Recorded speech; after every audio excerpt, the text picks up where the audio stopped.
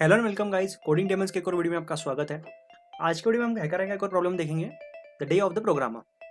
हमेशा की तरह प्रोग्राम को हम 3 पार्ट में ब्रेक करेंगे। पहला part relevant information, second part logic और लास्ट और इंपॉर्टेंट पार्ट होगा हमारा कोडिंग का। Let's get started. सबसे पहले इन्फॉर्मेशन समझ लेते हैं। जो मैरी है, इसने एक टाइम मशीन इन्वेंट किया है और उसको एक पर्टिकुलर डे पे, यानी कि डे ऑफ द प्रोग्रामर, जो कि 256 डे ऑफ द ईयर होता है, वहाँ पर उसको विजिट करने जाना है। कौन से टाइमलाइन के बीच में? 1700 से 2700 के बीच में। इन सालों के बीच में उसको कभी भी किसी भी साल में 256 डे पे जाना है। तो अभी अपने को ये बताना है कि वो 256 डे की डेट क्या होगी। ओके, तो सबसे पहले देख लेते हैं कि यहाँ पर कैलेंडर सिस्टम कौन सा है। 1700 से लेके 1917 तक रशिया में जो था वो जूलियन कैलेंडर सिस्टम था, ठीक है। और 1918 में चेंज हुआ और 1919 से जो है 1919 से अभी करंटली तक जो है ग्रेगोरियन कैलेंडर सिस्टम इंप्लीमेंट हुआ। ओके, और उसके बाद the transition from the Julian to Gregorian year, इसका मतलब क्या है कि जो जूलियन सिस्टम से ग्रेगोरियन सिस्टम में वो आए, वो हुआ 1918 में। तो उसमें क्या हुआ कि जैसे ही फर्स्ट मंथ जनवरी खत्म हुआ, उसमें जो अगला दिन था वो था सीधा February 14th। मतलब उन्होंने पहला जनवरी का महीना खत्म होते ही February 1st से ना चालू करते हुए February 14 से चालू किया। तो इस साल में उन्होंने ट्रांजिशन किया और अगले साल से 1919 से कंटिन्यूसली वही इंप्लीमेंट होता गया। Okay, this means that in 1918 February 14 was the 32nd day of the year. ठीक है, मतलब वो 31st के बाद वाला अगला दिन था। बीच में के 1 से लेकर 13 फरवरी तक के दिन उन्होंने कट कर दिए थे। दोनों ही कैलेंडर सिस्टम में क्या था, February is the only month with a variable amount of days, यानी कि लीप ईयर अगर होगा तो 29 और नॉन लीप ईयर होगा तो 28 डेज। आपको क्या दिया गया कि एक साल का नाम नंबर दिया गया है कि 1918 समथिंग XYZ 1786, ऐसा आपको नंबर दिया हुआ है। आपको उस दिन ये चेक करना है कि 256 डे की जो है वो डेट क्या आएगी। ओके, तो अभी इसमें एक नोट क्या बोलती है कि जूलियन कैलेंडर सिस्टम में लीप ईयर कैसे चेक होता है।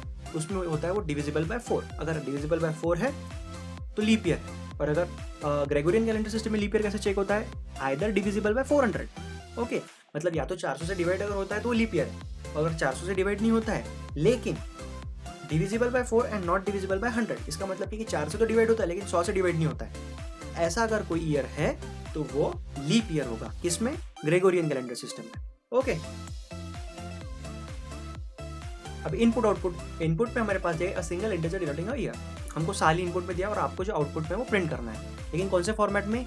डेट डॉट मंथ ईयर और डॉट और ईयर। इसका मतलब क्या है कि आपको डेट, मंथ और ईयर, मतलब अगर 7 अगर डेट है तो आपको उसके अकॉर्डिंग प्रिंट करना है, ठीक है। उसका कंस्टेंट जो ईयर्स जो है हमारा 1700 से लेके 2700 के बीच में है, ठीक है।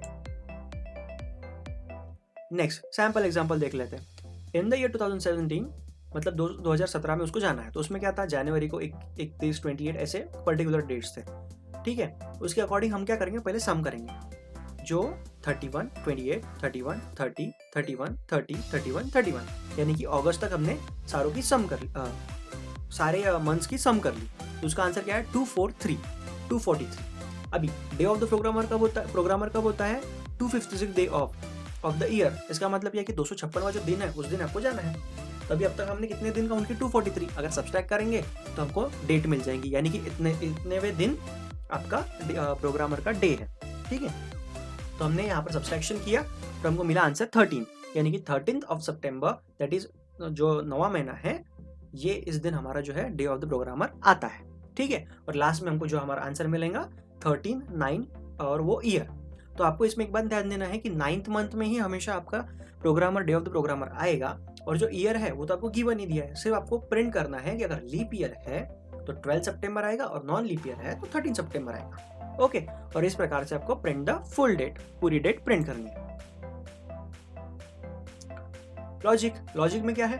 टेक इनपुट ईयर, चेक करो उसमें 1918। अभी उन्होंने क्या बोला कि 1918 में एक स्पेशल कंडीशन क्यों है? क्योंकि 1918 में जूलियन कैलेंडर सिस्टम से और ग्रेगोरियन कैलेंडर सिस्टम में आए थे, ठीक है। और अगर उस ईयर से इक्वल है तो आपको एक स्पेशल डेट प्रिंट करनी है। उसके बाद अगर ईयर 1918 से, यहाँ पर गलती से 1908 हो गया है, यहाँ पर चाहिए 1918। अगर 1918 से बड़ा है, ग्रेटर देन 1918, तो आपको क्या करना है? पहले चेक करना है लीप ईयर है या नहीं है। तो अगर लीप ईयर है तो 12 सितंबर प्रिंट करो, और नॉन लीप ईयर है 13 सितंबर प्रिंट करो। उसके बाद सेम अगर 1918 से, फिर से यहाँ पर 1908 हो गया गलती से, 1918 से अगर छोटा है तो उसको फिर से चेक करो लीप ईयर है या नहीं, और उसके अकॉर्डिंगली प्रिंट करो। आगे कोडिंग का पार्ट, लेट्स कोड।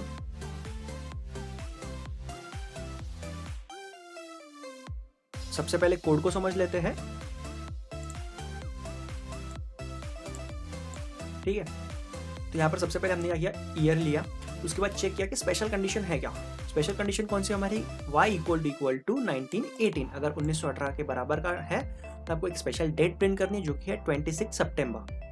अगर 1918 आपका ईयर आता है तो आपको प्रिंट करना है 26 सितंबर, और वो ईयर यानी कि 1918। यहाँ पर आप डायरेक्टली 1918 में डाल सकते हैं, मैंने ऐसे y छोड़ दिया, ठीक है।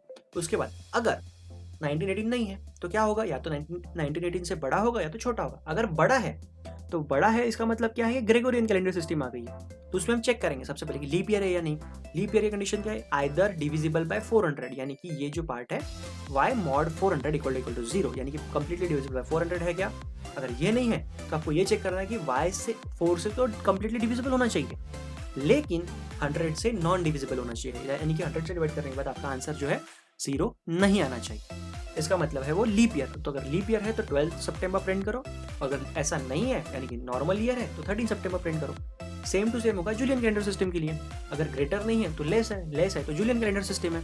तो उसमें क्या होगा, अगर लीप ईयर यानी कि डिविजिबल बाय 4 है तो वो एक लीप ईयर है, तो 12 सितंबर प्रिंट करो, और अगर नहीं है तो 13 सितंबर प्रिंट करो। एकदम सिंपल। ओके, तो रन करते हैं।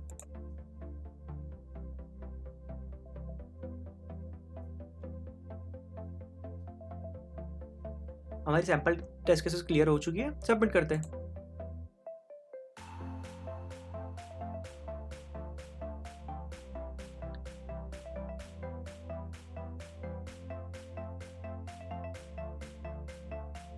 सारी टेस्ट केसेस क्लियर हो गई है, इसका मतलब हमारा कोड जो है वो एकदम परफेक्ट है। Thank you so much guys for watching this video. अगर आपको वीडियो पसंद आया तो इसे लाइक कीजिए, अपने दोस्तों के साथ शेयर कीजिए। साथ ही अगर आप हमारे चैनल पर नए हो तो चैनल को सब्सक्राइब जरूर कीजिए। Thanks for watching.